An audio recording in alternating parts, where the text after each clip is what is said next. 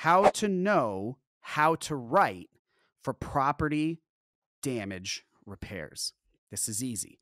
Step 1, if you don't know how to repair property damage, you need to figure it out.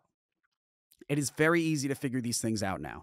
You don't have to look up repair people and call them and ask them for their help. YouTube, the internet, you can figure out how to do these things. Put yourself in the shoes of the person that has the actual damage. If their ceiling has collapsed because of a pipe burst above it, what would you do if you had no money whatsoever? Or what would you do if you had to make that repair yourself and insurance wasn't involved and it was your house and you had no idea what to do?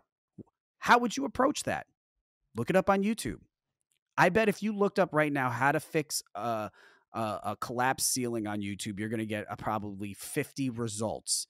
Just watch a couple of them, and you're going to realize that there's some consistencies throughout all these videos. And once you do that, you don't have to be able to say that you have the actual experience in doing something like that in order for you to know how to do it. Now, once you know how to do it, it just comes down to transcribing what you mentally know, what you visualize, taking your visualization of the repair process and transcribing that into Xactimate language or transcribing that into Symbility language. Now, I'm not a Symbility guy, I'm an Xactimate guy. So I'm going to speak in terms of Xactimate. Now, once you know that, then you just got to find the line items. If you're using something like the 6-figure macro, the line items are going to be right in front of you and you're not going to have to worry about anything like that. But if you're not using the 6-figure macro and you're going to just cherry pick line items through the database of thousands and thousands, that's fine. But here's what you need to remember. You need to be very cautious. You need to be very weary of the name of the line item, what the line item is. And once you find that line item, if it's the ceiling and you're looking for 5/8 inch drywall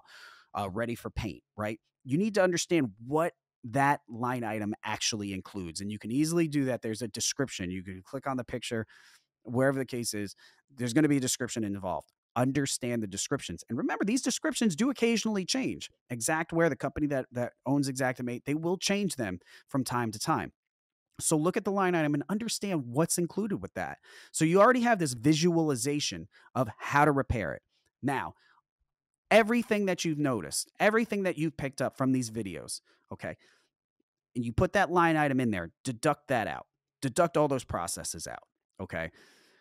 For this example, that 5/8 drywall ready for paint thing, that includes pretty much everything except paint.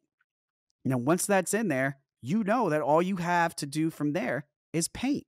That's it. Now, it's also important to learn things. Maybe that was inside of a garage. So above that drywall, there might be insulation in there. So it's good to just research these things ahead of time as if it were your own house.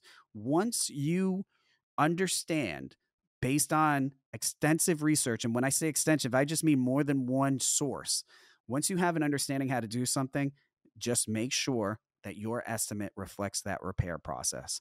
If you have additional measures that you can go through, like if you have a friend that's a contractor, you may be able to bounce even just a number and say, hey, listen, I've got a ceiling collapsed and I'm writing up an estimate. I got it up to $500. They may say, okay, well, how big of an area did the water collapse? You may say like, oh, I don't know, 50 square feet.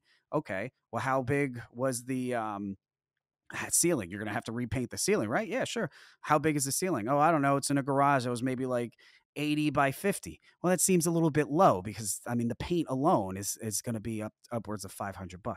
You could kind of go back and forth on that.